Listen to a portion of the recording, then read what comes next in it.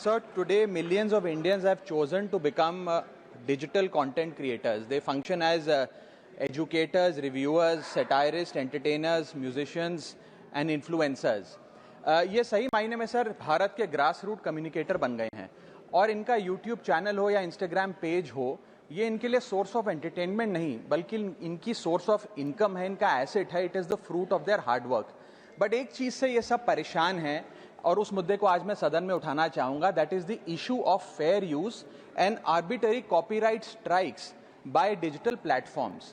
Sir होता क्या है कि अगर एक कंटेंट क्रिएटर कुछ सेकंड, चंद सेकंड, 2-3 सेकंड के लिए कॉपीराइटेड कंटेंट को रीपर्पस करके कमेंट्री, क्रिटिसिज्म, पैरोडी, एजुकेशनल या न्यूज रिपोर्टिंग पर्पसेस के लिए यूज करता है, चाहे वो क्रेडिट देता हो, उसको इंसिडेंटली यूज करता हो, कॉपीराइट स्ट्राइक मारकर उसके जो उसकी यूट्यूब चैनल है, प्रॉपर्टी है या इंस्टाग्राम पेज है, उसे वाइप आउट कर दिया जाता है और उसकी सालों की मेहनत चंद मिनटों में समाप्त हो जाती है. Sir, livelihoods must be decided by law and not by arbitrary algorithms.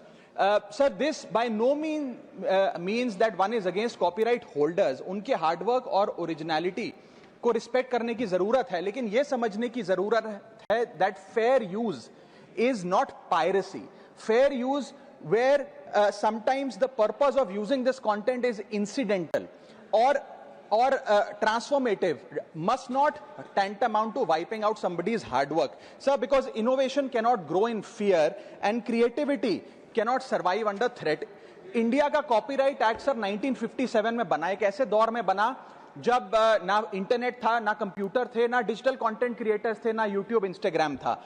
And this act lakhs the very definition of digital creators.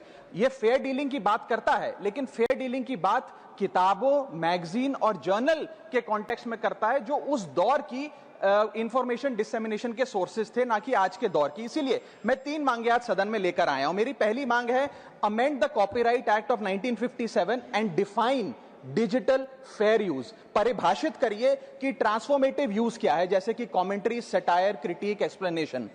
Define करिए कि इंसिडेंटल यूज क्या होता है, कि अगर बैकग्राउंड में ऑडियो विजुअल चंद सेकंड्स के लिए चले तो वो इंसिडेंटल यूज है या पूरे कंटेंट को वो वाइप आउट करें.